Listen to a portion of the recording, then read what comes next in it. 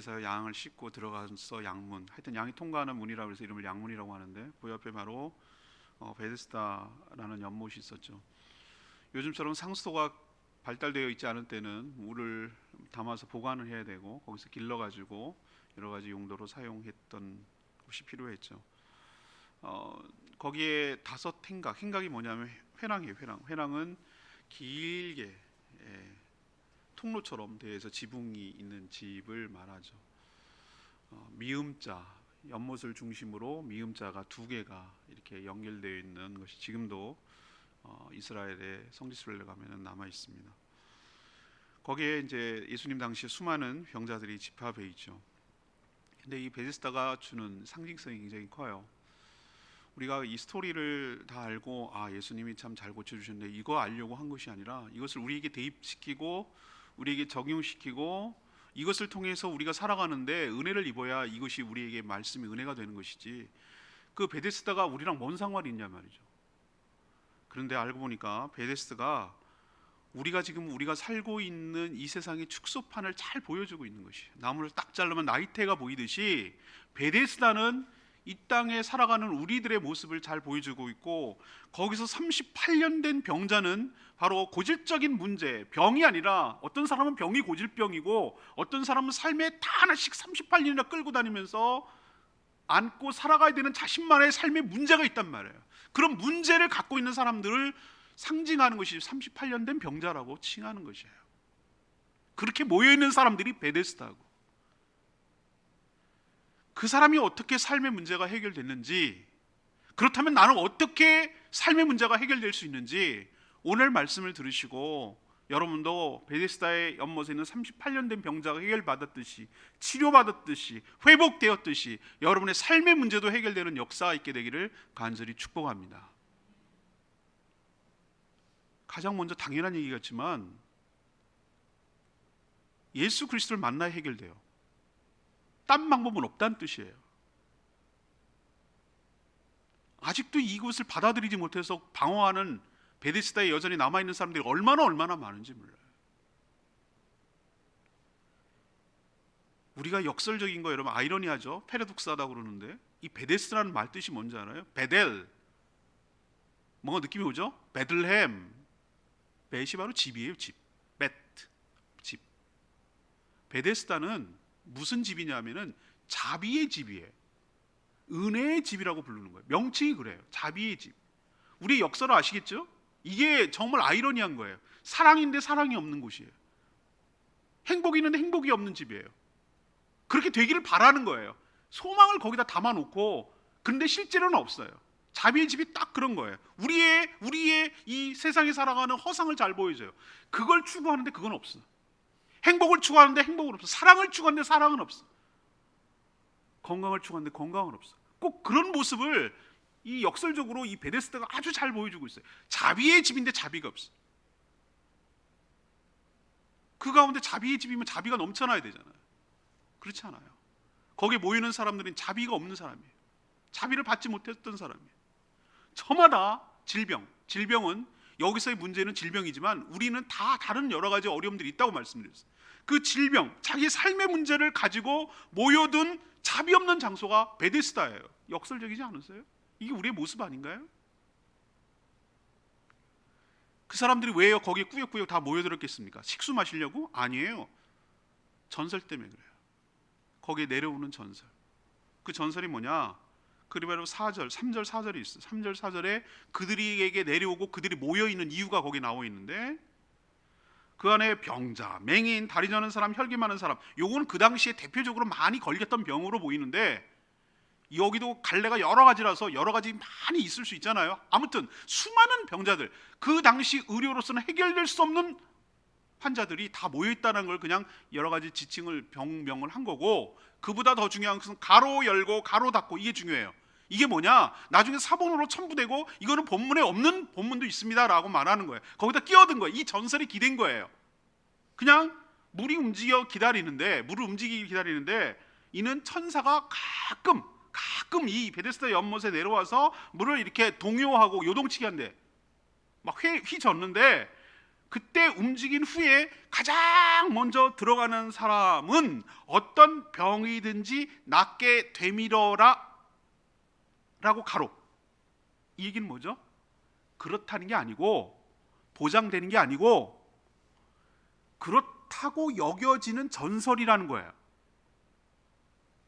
이 얘기는 뭐죠?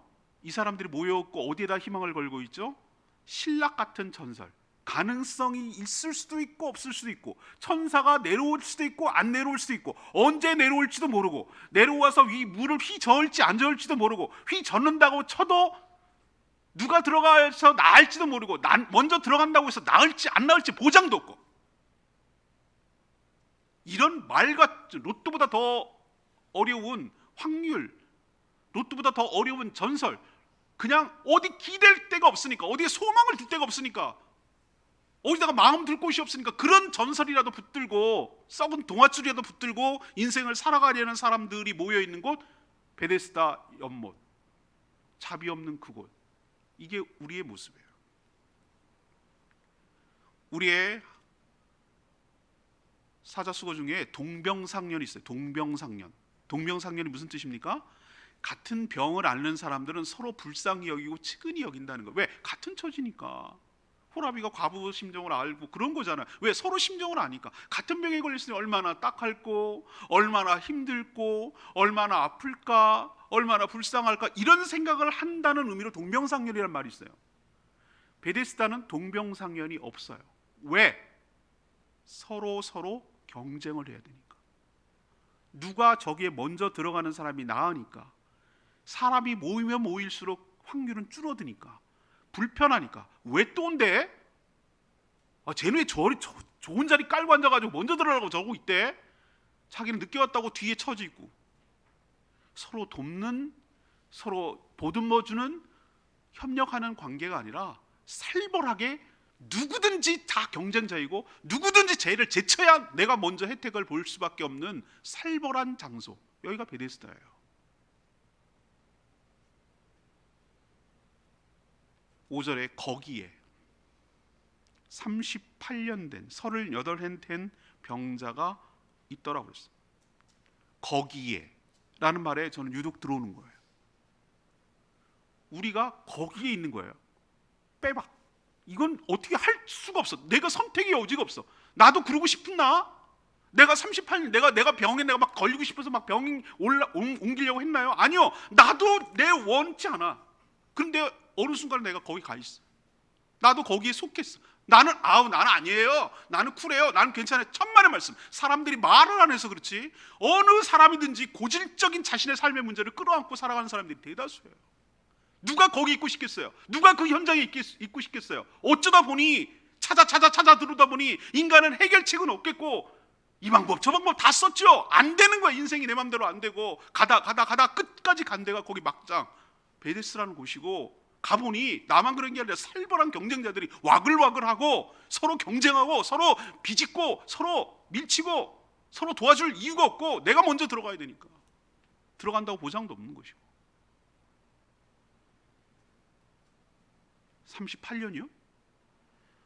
우리가 평균 수명이 100세 시대라고 말하는데 38년이라고 말하면 어마어마한 세월입니다.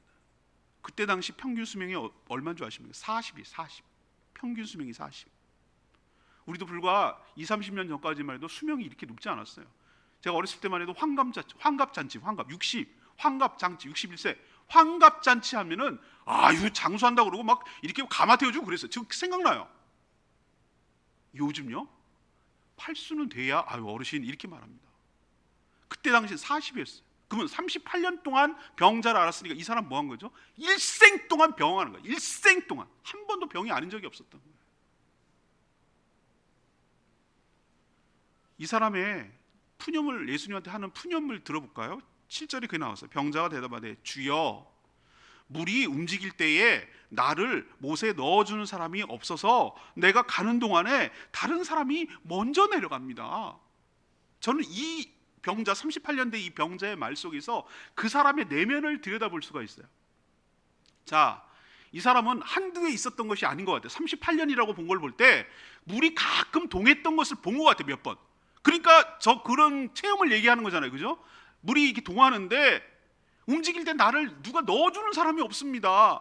그래서 내가 막 가려고 애를 쓰고 가는데 누가 먼저 들어가면서 내가 지금 이러고 있습니다 라고 말하는 거거든요. 그럼 여기서 알 수 있는 건 뭐예요? 나는 지금 가고는 싶으나, 빨리 저 못에 들어가고 싶으나, 동할 때 얼른 가고 싶으나 내가 빨리 가지도 못할 몸의 형편이에요. 나는 그런 능력도 없고 그런 것도 없어요 라고 스스로 지금 막 저주하고 한탄하는 거고, 나를 도와주는 사람이 없어요 라고 말하는 건 뭐죠?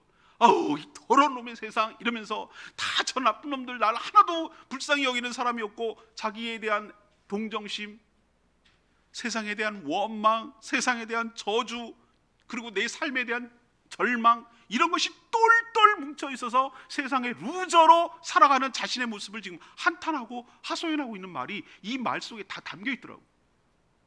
근데 우리는 이런 말 많이 하지 않습니까? 이 오늘 얘기를 들으면서 베데스다 연못에 이후 38년 된 병자가 남 얘기라고 생각하지 마시고, 나는 정도의 차이는 있을지 모르지만 나도 이런 얘기를 가끔 합니다.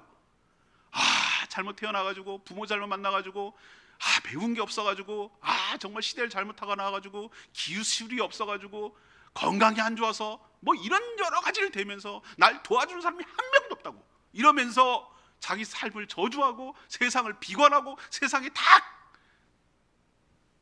가시를 세우고 나한테 덤비기만 하면 다 찌를 거라고, 세상에 다 나쁜 놈들밖에 없다고 이렇게 원망하면서 살아가는 모습, 내 모습 아니에요? 그게 한두 해도 아니고 38년이나 됐다고.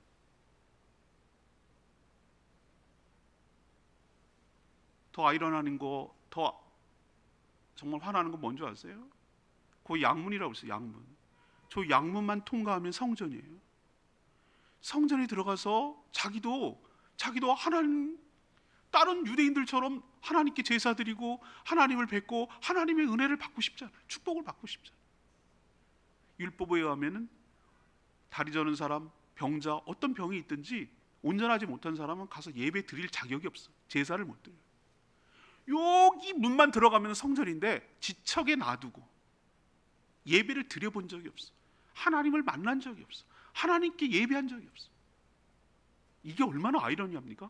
빤히 유리를 보면서 저 안은 못 들어가는 동물원에 갇힌 그거랑 비슷하지 않아요? 사잖아? 자기가 이런 고질병의 문제가 있다는 걸 알면서도 이제는 해결 방법도 없고, 그렇다고 딴 방법도 없으니 그냥 체념하면서 베데스다에서 일생을 보내며 시간을 보내고 있는 그런 인생이 우리의 모습이라는 거예요. 여러분, 이런 사람에게 뭘로 해결할 수 있을 것 같습니까? 이 사람의 해결책이 뭡니까? 이 사람을 뭘로 해결할 수 있을 것 같아요? 여기서 의료? 이 사람을 위로해 준다고 상담해 주는 거? 좋은 상담자 붙여줄까요? 좋은 복지제도를 해가지고 좋은 의료시설 이렇게 해가지고 해줄까요? 옆에 있는 간병인 잘 붙여주면 해결될까요? 그게 근원적인 해결책이겠습니까? 그게 이 사람한테 근원적인 해결책이겠냐고. 물론 없는 것보다 나을 수는 있겠죠. 그러나 그 사람에게 있어서 몸과 마음과 영혼이 통틀어서 토탈로 이 사람을 끄집어내고 이 사람을 구원해 줄 분은 인간적인 방법은 하나도 없습니다. 예수 그리스도를 만나야 될 줄로 믿습니다. 이 방법이 유일한 해결책이라고요. 딴 방법은 없다고요. 우리 이 세상을 살아가는 사람들이 베데스다 같은 사람들이 얼마나 많은지 몰라요. 방법도 없어요. 그런데 희망, 신락 같은 희망, 전설 같은 확률에다가 인생을 걸고서 살아가는 불쌍한 사람들이 얼마나 많습니까? 이 방법 다 썼을 거예요. 그러다 막장에 모인 거지. 그러면서도 여전히 스스로 해결할 수는 없어요. 그러면서도 예수를 찾지 않아요. 왜? 그 방법이 아니라고 생각하거든. 자꾸 인간적인 방법만 찾거든. 근데 여러분 명심하십시오. 우리 인간의 근원적인 문제를, 그 고질적인 문제를, 이 오래된 문제를 확실하게 근원적으로 해결할 분은 예수 그리스도뿐임을 믿습니다. 제가 목사로 헌신하게 된 이유가 바로 그거예요. 이 세상이 달라지고 달라져야 되겠는데 뭘로 달라지냐는 말이야. 사상과 교육과 뭐 안 됩니다. 법으로 안 됩니다. 무슨 사조도 안 됩니다. 어떤 철학도 안 돼요. 예수 그리스도를 만나면 사람이 바뀌더라고요. 예수 그리스도를 인격적으로 만나면, 진정으로 예수님을 만나면, 예수님을 그분과 접촉하면, 예수님과 만나면 인생이 바뀌어요. 구원받는단 말이에요. 내 문제가 해결될 줄로 믿습니다. 그게 38년이 됐든 내 인생이 거기에 있는 막장에 있든 상관없어요. 예수님을 만나면 내 인생이 완전히 근원적으로 확실하게 해결될 줄로 믿습니다. 여러분도 예수 그리스도를 만나 내 인생의 근원적인 문제가 해결받는 저와 여러분 되기를 소망합니다.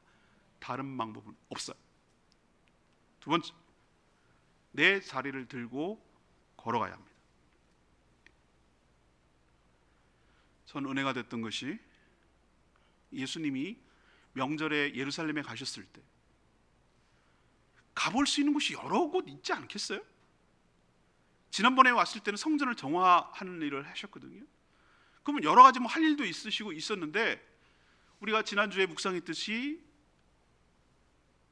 유대에서 갈릴리로 가실 때 의도적으로 사마리아로 통과해서 사마리아 수가성 여인을 만났듯이, 그리고 거기서 이틀 동안 머물면서 사마리아도 복음을 전했듯이, 예수님의 모든 행보는 하나님의 뜻에 따라 움직이시지만 어디에 초점이 있는지 잘 보셔야 돼요. 영혼 구원하여 주님의 제자 삼고, 한 영혼을 거듭나게 하고, 한 영혼을 회복하고, 한 영혼을 구원하는 데 예수님의 관심과 초점이 있는 줄로 믿습니다.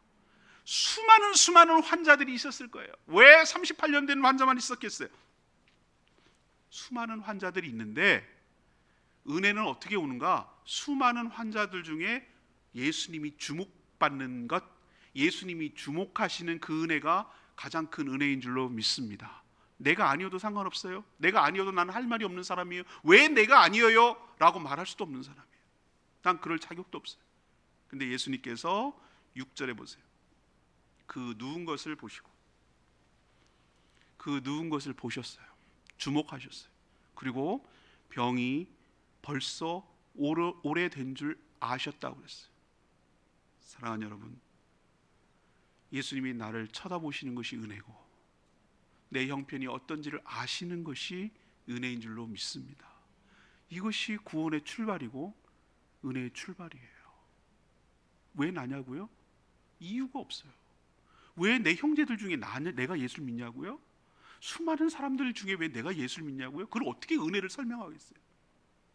많고 많은 사람들 중에 나를 주목하시고, 내 형편을 아시고, 내 아픔을 아시고, 내가 지금 어떤 어려움에 있는지를 아셔서 나를 주목하시고 그에게 질문하시는 그것이 은혜죠. 은혜의 시작이죠.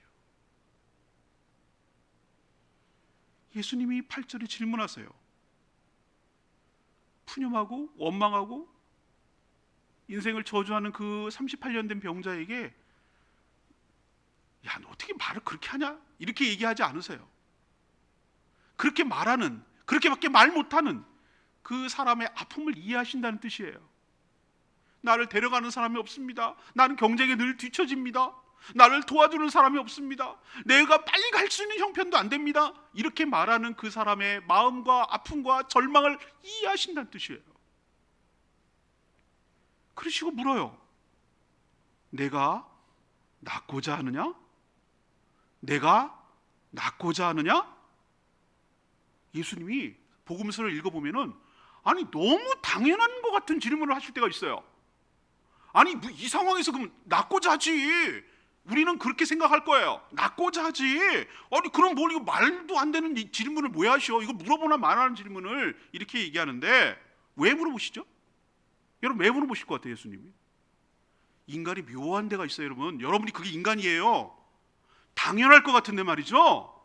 이렇게 내 소원이 뭐야? 네가 낫고자 하냐? 네가 정말로 낫고자 해? 라고 묻는 질문에 엉뚱한 대답을 한다니까요. 우리는 무슨 대답하는 줄 아세요? 아유 이제는 뭐 그냥 여기에 익숙합니다. 이 자리가 그냥 편안해요. 고통스럽죠. 그냥 뭐 이러나 저러나 뭐 인생 그렇습니다. 그냥 맛있는 거 뭐 하나 맛있는 거 냉면이나 한 그릇 먹었으면 좋겠네요. 이렇게 대답하는 사람이 있어요. 아우 그냥 왕 노릇이나 한번 해봤으면 좋겠습니다. 이렇게 대답하는 사람도 있어요. 금덩이 한번 만져봤으면 좋겠어요. 여기 금자리에 한번 앉아봤으면 좋겠어요. 이렇게 대답하는 사람 많아요.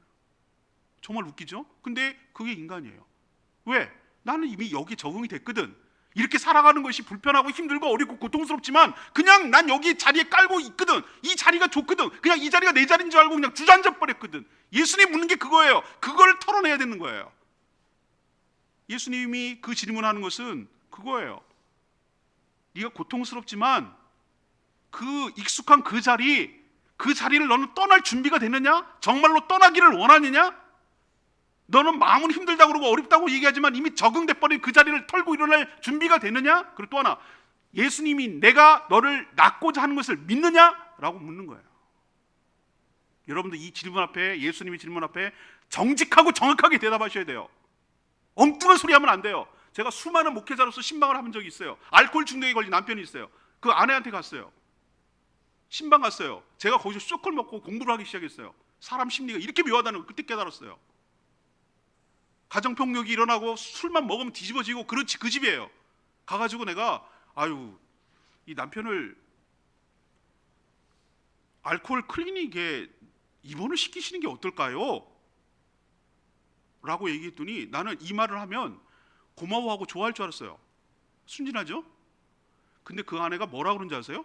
펄쩍 뛰고 나한테 화를 내는 거예요. 도리어. 왜 그렇습니까? 나중에 제가 공부해 보니까 의학적으로 그게 심리적으로 결탁이 되어 있어요. 이 아내는 남편이 술만 먹고 막 때리고 미안하니까 남편이 때리고 나서 그 다음에 막 선물도 주고 잘해주고 이런 것이 익숙한 패턴이 돼 있어요. 그 자리가 너무 익숙한 거예요. 그렇게 힘들고 고통스러운데 자기는 그 삶이 거기서 나오는 걸 두려워하는 거예요.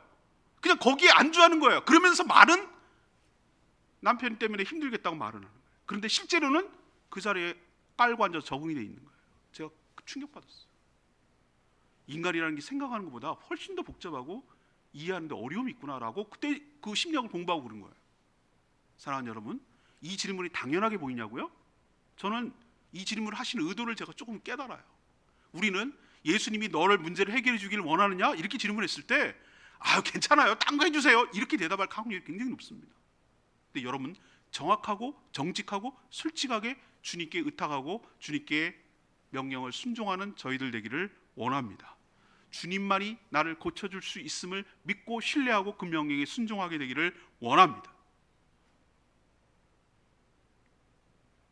예수님은 그 환자, 병자에게 8절에 이렇게 말씀하셔요. 일어나라. 첫 번째 명령. 내 자리를 들어라. 두 번째 명령. 그리고 세 번째, 걸어라. 명사, 동사를 3개 쓰셨어요. 첫 번째, 일어나라. 두 번째, 내 자리를 들어라. 세 번째, 걸어가라. 저는 이 동사 하나하나에 다 의미가 있다고 생각합니다. 네 자리, 익숙한 자리, 그 더러운 자리, 자비가 필요하나 자비가 없는 자리, 움직이지도 못하는 그 자리를 일어나라는 것부터 먼저. 스스로 독립하라는, 서라. 그리고 네가 깔고 있던 자리, 그 자리를 들어라. 들어라.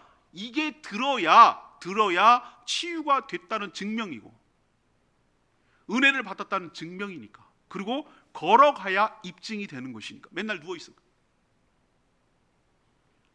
여러분, 예수 그리스도의 명령에는 권능, 권세와 능력이 있는 줄로 믿습니다. 주님의 명령에 순종할 때 택도 없는 소리 하지 마세요. 제가 언제 이렇게 오래 있었는데요, 말이 되는 소리를 하세요. 자기도 고침을 받겠다고 원하면서도, 물에 먼저 들어가기를 원하면서도 막상 이 명령이 떨어지는데도 불구하고 움직이지 않고 못 일어나고 안 된다고 스스로 자기를 스스로 제한을 해버리고 이 명령의 권세에 굴복하지 않고 그냥 그 자리에 깔고 앉는 사람이 얼마나 많은지 모릅니다. 일어나야 돼요. 주님의 명령 따라 믿고 신뢰하고 일어나야 돼요. 그리고 자리를 털고 일어나야 돼요. 그래야 하나님께 치유받았다, 하나님께 은혜를 받았다, 그게 보여지는 입증이 되니까. 그리고 걸어가야 됩니다. 그래야 완전히 치유된 거니까. 주의 명령을 받으시고 여러분들 그의 명령에 따라서 일어나 들고 걸어가는 역사가 일어나게 되기를 간절히 축복합니다. 여러분의 삶의 문제를 털어내고 주님의 명령을 따라 회복되고 일어서게 되는 놀라운 역사가 일어나기를 간절히 축복합니다. 여긴 조건 아무것도 없어요. 단순히 은혜예요. 하나님이 주목하시고 하나님이 아시고 그에게 명령하시면 내 삶의 문제가 뭐가 됐든 간에 38년 아니라 40년이 됐든 간에 아니 50년 60년이 됐든 간에 그 문제가 고질병이든 뭐든 간에 주님께서 그 문제를 반드시 해결할 수 있는 능력, 권세와 능력이 있는 줄로 믿습니다.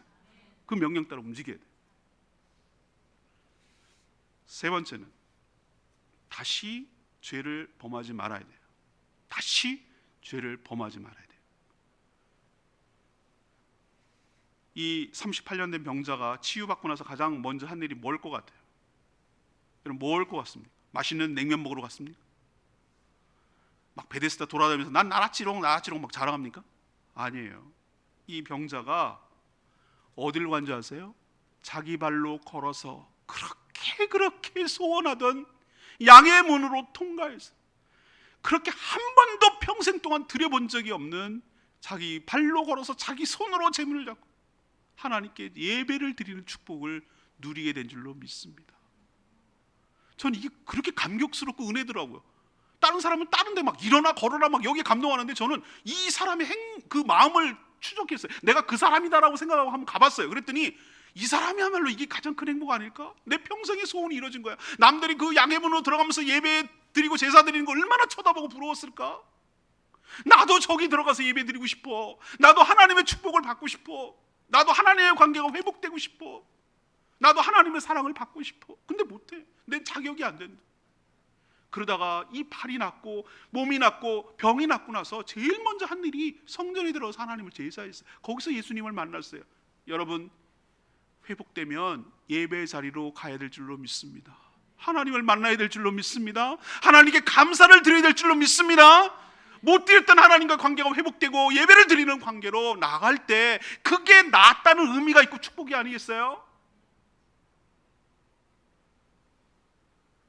예수님이 이날 안식이라는 걸 알았어요. 안식일에 병을 고치고 이 사람을 자리를 들고 가게 했니까 들고 일 시킨 거 병을 치료하기 위한 의료행위 걸어가는 건 문제가 안 돼요. 안식일 지내도 걸어가니까. 여기서 왜 문제가 되냐면은 병을 치료한 의료행위 일, 이 사람이 들고 자리를 들고 가게 한 일, 이걸 시켰다는 거예요. 유대인들이 이걸로 비난하는 거, 얼마나 죽어 썩어 빠진 형식적인 종교인 걸 여기서 알 수 있잖아요. 우리도 이런 사람들 얼마나 많은지 몰라요. 생명을 살리고 생명을 구원하는 일, 하나님이 하시니 예수님도 하신다. 예수님이 하시니 우리도 해야 되는 이 생명을 구하는 일에 관심이 있다기보다는 주변적인 거, 잡다한 거, 벌 필요도 없는 거, 본질적이지 않은데 목숨을 거는 사람들이 얼마나 많은지 몰라요. 지금도 그래요. 예수님이 그렇게 하셨으면 안식일이건 뭐건 간에 생명을 살리는 일에 우리도 힘써야 될 줄로 믿습니다. 왜 복음이 복음입니까? 왜 기쁜 소리라고 말합니까? 생명을 구하니까 38년 된 병자의 심정을 이해하겠냐고. 유대인들은 죽었다 깨나도 모르는 거예요. 이 사람이 어떤 질병에서 고쳐졌는지를 이걸 이해하지 못하고 일시켰다는 것만 자꾸 강조하는 거예요. 이 사람이 예배 드리러 가는 것이 얼마나 감격 있고 얼마나 기쁘고, 그런데 안식일이 뭐가 그렇게 중요한 거냐 말이에요.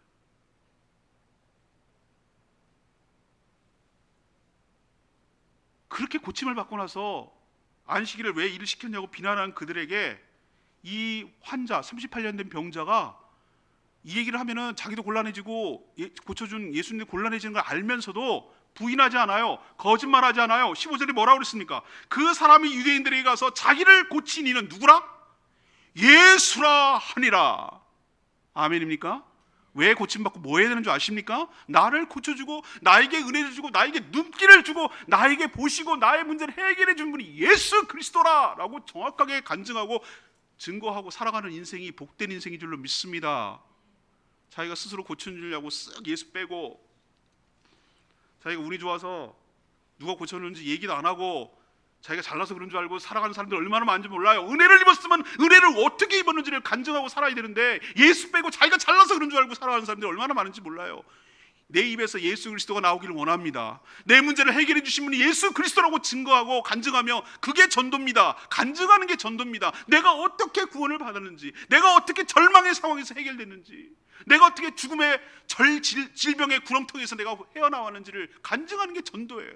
예수님이 나를 고쳐주셨어요. 예수님이 내 문제를 해결해 주셨어요. 그분이 예수입니다 라고 말하면 욕도 할 거고 왜 그랬냐고 할 거고 별소리 다 하겠지만 자기는 두려워하지 않아요. 그게 사실이니까.